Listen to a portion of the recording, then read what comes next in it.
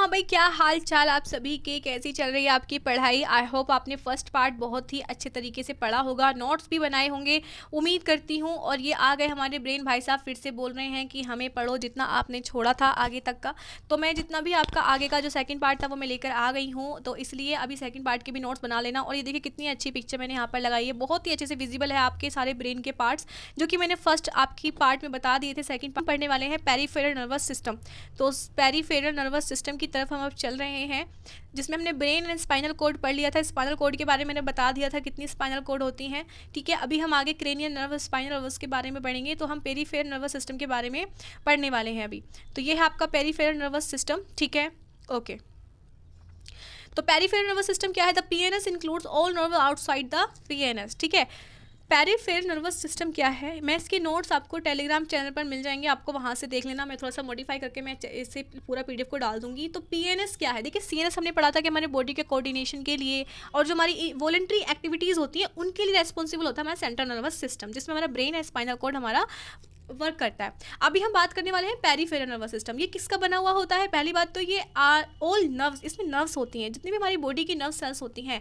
देखिए यहाँ पर एक मैंने पिक्चर ऐड किया था जिसमें मैंने बताया था कितने टाइप का होता है। देखिए अभी इसमें देखिए ये है पेरिफेरल नर्वस सिस्टम और यह है सेंट्रल। सेंट्रल में क्या हमने ब्रेन भी एकदम से इफेक्ट किया कि ब्रेन।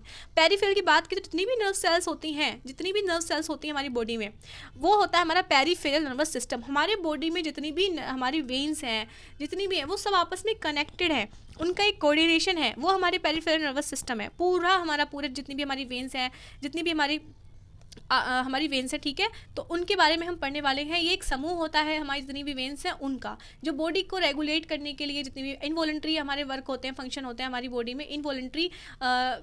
तो हम आगे पढ़ेंगे, अभी उसके बारे में मैं आपको बताती हूँ कि कौन कौन से फंक्शंस को ये रेगुलेट करने का काम करता है। देखिए बहुत ही अच्छा टॉपिक है आपका। तो PNS includes all nerves in outside the CNS. ठीक है, जो सीएनएस के बाहर जितनी भी नर्व्स होती हैं उसमें सारी पीएनएस इंक्लूड होते हैं। पीएनएस की जितनी भी सेल्स हैं, नर्व सेल्स हैं, वो प्रेजेंट होती हैं।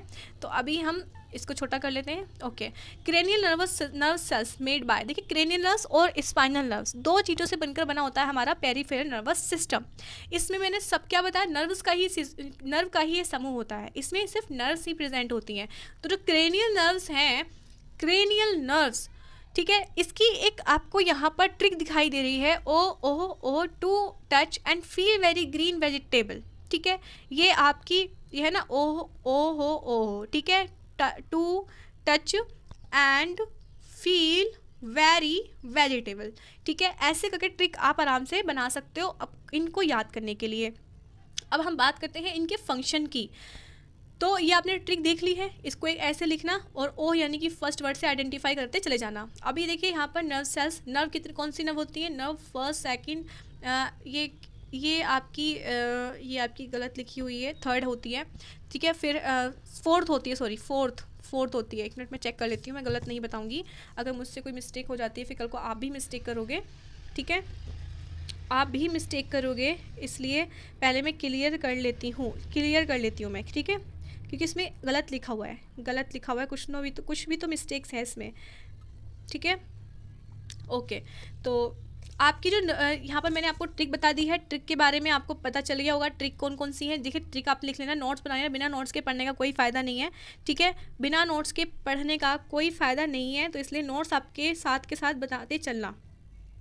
ओके, ठीक है, अभी हम इनके फंक्शन के बारे में बात करेंगे, कौन कौन सी नर्व होती हैं वो हम यहाँ पर लिख कर आए हैं। ठीक है, तो ये आपकी थर्ड ही होती है। ठीक है, ये आपकी थर्ड ही होती है, ये आपकी ओक्यूलोमोटर, तो आपकी थर्ड नर्व सेल होती है। ठीक है, ओके, ठीक है, मैंने अभी चेक किया है, थर्ड होती है। ऑल फैक्ट्री जो आपकी फर्स्ट है, वो है आपकी स्मेल। क्या फंक्शन होता है उसका? स्मेल करने का।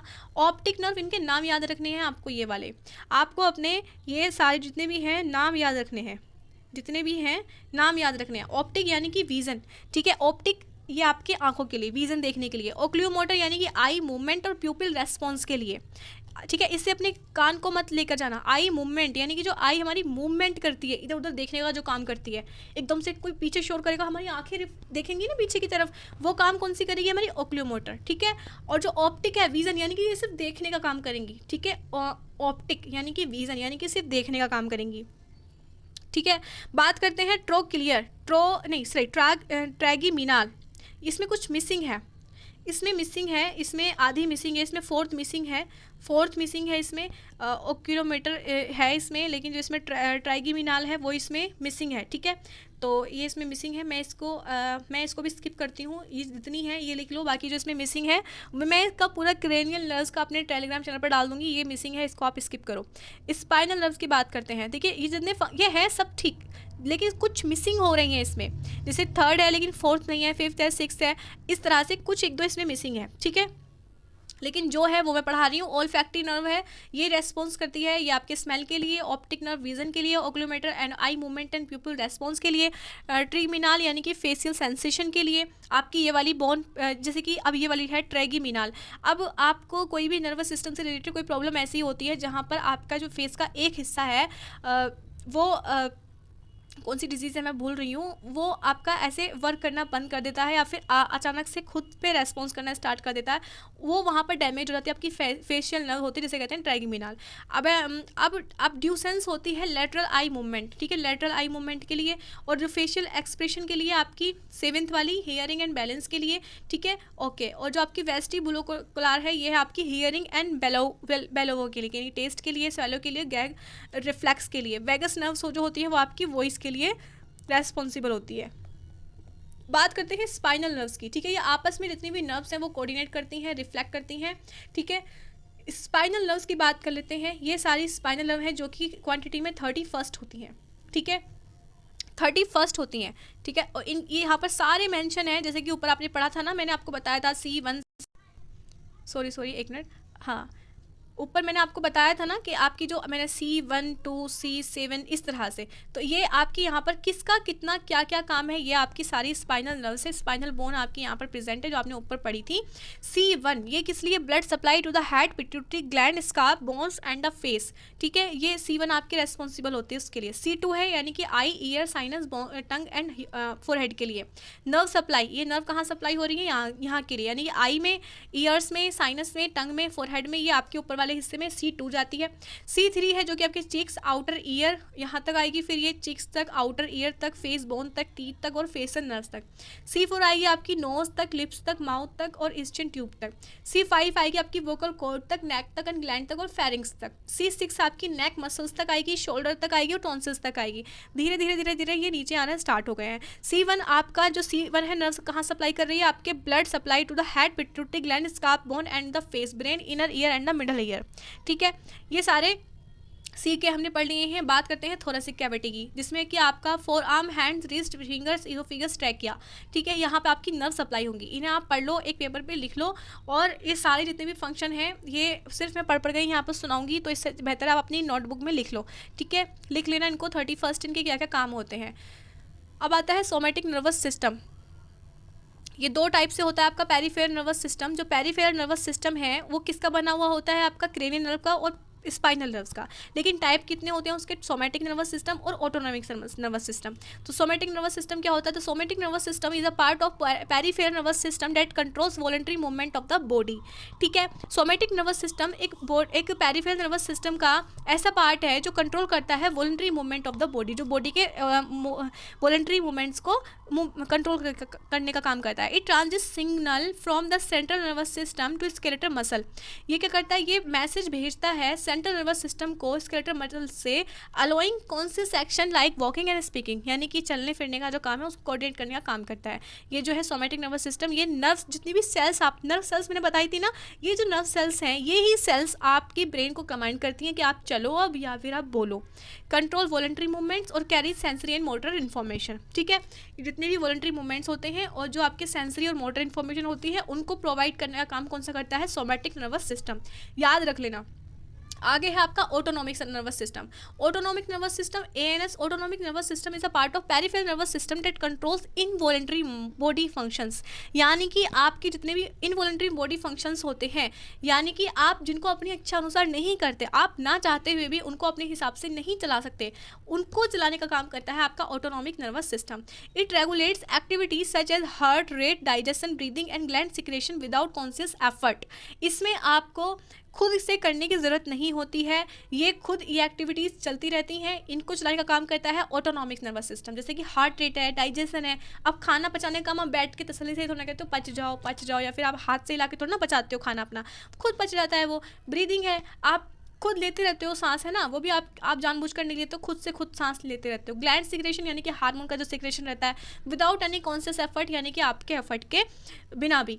It divided into sympathetic nervous system and parasympathetic nervous system. Control involuntary function, यानी कि इनवॉलंटरी को भी 2 टाइप में डिवाइड किया हुआ है। इनवॉलंटरी को 2 टाइप में डिवाइड किया हुआ है, सिंपैथेटिक एंड पैरासिम्पैथेटिक।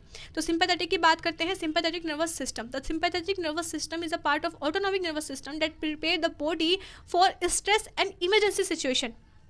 इसको समझ लेना आप जरा, ये बहुत इंपॉर्टेंट है आपका। अब ऑटोनॉमिक, देखिए मेरी बात सुनिए, आपके पास पेरिफेरल नर्वस सिस्टम आया, किसका बना हुआ था? क्रेनियल नर्व्स का और स्पाइनल नर्व्स का, जो कि आपस में एक नर्व का संगठन होता है, नर्व सेल्स होती हैं जो हमारी पूरी बॉडी में एक समूह बनाकर रहती हैं, हमारी पूरी बॉडी में फैली होती हैं और आपस में कोऑर्डिनेट करके हमारी बॉडी को एक्टिविटीज़ के लिए रेस्पॉन्सिबल होती हैं, कुछ इनवॉलंटरी और कुछ वॉलंटरी, यानी कि जितने बॉडी में फंक्शंस होते हैं वॉलंटरी भी और इनवॉलंटरी भी, वो सारा कुछ आपका मेंटेन करने का काम करता है आपका पेरिफेरल नर्वस सिस्टम। 2 टाइप से होता है, सोमैटिक 2 टाइप से होता है, यहाँ पर मैंने बताया है आपको ये वाला सोमैटिक और ऑटोनॉमिक, ठीक है। तो सोमैटिक में क्या होता है, जो कि हम चलना फिरना बोलना, ये सारा सोमैटिक, ये सारी नर्व सेल जो है सोमैटिक को रेगुलेट करती हैं। अगर बात करें ऑटोनॉमिक नर्वस सिस्टम की, जो काम हम ना चाहते हुए होते रहते हैं वो काम आपका रेगुलेट करता है आपका ऑटोनॉमिक नर्वस सिस्टम, जिसमें आपके ऑटोनॉमिक यानी कि जैसे कि heart rate, digestion, breathing and gland secretion, ये काम आप तो नहीं करते, आपकी बॉडी करती है, लेकिन मेंटेन कौन करता है? आपकी नर्व सेल्स,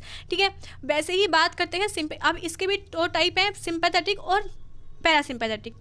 ये भी आपके इनवॉलंटरी के भी 2 टाइप है, यानी कि ऑटोनॉमिक जो कि ऑटो यानी कि खुद से ही चल रहा है, उसको किसी की कमांड की जरूरत नहीं है, उसकी नर्व सेल्स उसको खुद से मेंटेन कर लेंगी।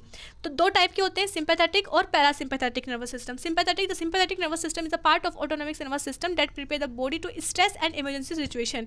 ये सिंपैथेटिक नर्वस सिस्टम ऐसा नर्वस सिस्टम होता है जो कि आपके इमरजेंसी सिचुएशन में आपका काम करता है। इमरजेंसी सिचुएशन, जैसे कि आपने रात में भूत देख लिया, तो इमरजेंसी सिचुएशन आ गई ना, मुझे तो रात को बहुत कभी कभी दिखाई दे देता है, मैं तो बड़ी डर जाती हूँ, मुझे लगता है कि कोई मेरे पीछे से मुझे बुला रहा है, तो ऐसा मुझे डर लगता है। तो वहाँ पर जो मेरी नर्व सेल एक्टिव होती है वो होती है आपके सिंपैथेटिक नर्वस सिस्टम। वैसे ही आपके साथ होता होगा, नीचे से किसी की आवाज़ आई, घर के किसी कोने में से किसी के चिल्लाने की आवाज़ आई, तो एकदम से आप भागे दौड़े जाते हो और एकदम से आप डर जाते हो। आपकी जैसे लिखा है ना डायलेटिंग प्यूपिल्स और हार्ट रेट बढ़ जाती है और फाइट टू फ्लाइट वाला रेस्पॉन्स आपका होता है, ठीक है। तो prepare the body to emergency situation में आपका जो वर्क करता है वो होता है आपका सिंपैथेटिक नर्वस सिस्टम, यानी कि इनवॉलंटरी है, वो चीज़ें ना चाहते हुए भी आपसे होंगी। आपको एकदम से कोई आवाज़ दे रहा है, आप गिर गए हो या फिर कोई गिर गया, एकदम से आप भागे जाते हो, वो आपकी इनवॉलंटरी मसल्स होती हैं, एकदम से आपका कमांड करती हैं और आप वो काम ना चाहते हुए भी करते हो। जैसे कि आपकी प्यूपिल्स एकदम से बहुत ज़्यादा बड़ी हो जाती हैं, आप नहीं चाहते हो फिर भी, और आपकी हार्ट रेट बढ़ जाती है, आप कोई ऐसा काम करते हो फ्लाइट टू फाइट वाला, आपकी एकदम से इमरजेंसी सिचुएशन वाली, तो वो सिंपैथेटिक नर्वस सिस्टम होता है। हार्ट रेट बढ़ जाती है और जो प्यूपिल्स हैं वो बड़ी हो जाती हैं और इनहिबिट डाइजेशन। अगर बात करें पैरासिम्पैथेटिक नर्वस सिस्टम की, तो इसमें क्या होता है, तो parasympathetic nervous system is a part of autonomic nervous system that promotes relaxation and conserves energy, ठीक है। तो ये प्रमोट्स करता है रिलैक्सेशन, यानी कि रिलैक्स वाली एक्टिविटी को मेंटेन करके रखता है, जैसे कि रेस्ट एंड डाइजेस्ट, यानी कि आराम करते वक्त भी आपका जो बॉडी काम करती है, और डाइजेस्ट यानी कि डाइजेशन जो आपका चलता रहता है। तो इसको इतना, लेकिन आपको वो याद रखना है सिंपैथेटिक, ठीक है। इसमें आपकी हार्ट रेट जो है स्लो रहती है, रेस्ट एंड डाइजेस्ट वाली सिचुएशन होती है, ठीक है। इसमें हार्ट रेट नॉर्मल रहती है और स्टिमुलस डाइजेशन होता है, कंजर्व एनर्जी को कंजर्व करने वाली सिचुएशन होती है। बात करते हैं न्यूरॉन्स की। तो न्यूरॉन्स क्या होते हैं, देखिए न्यूरॉन्स में नेक्स्ट में पढ़ाऊंगी, न्यूरॉन्स के फिर में स्ट्रक्चर और टाइप्स भी मैं बताऊंगी, तो इसलिए न्यूरॉन्स वाली यूनिट हम नेक्स्ट वाली रिकॉर्ड करेंगे, क्योंकि न्यूरॉन्स बहुत अच्छा टॉपिक है। एक में न्यूरॉन्स की स्ट्रक्चर आपकी आ सकती है 5 नंबर में, तो न्यूरॉन्स हम नेक्स्ट पार्ट में पढ़ेंगे। फिलहाल अभी आप ये वाली वीडियो लाइक करके जाना, चैनल को सब्सक्राइब कर देना, ऐसे ही आपके BSc नर्सिंग नोट्स से रिलेटेड, ठीक है। थैंक यू सो मच मुझे यहाँ तक देखने के लिए, थैंक यू सो मच, मिलते हैं मैं नेक्स्ट वीडियो में।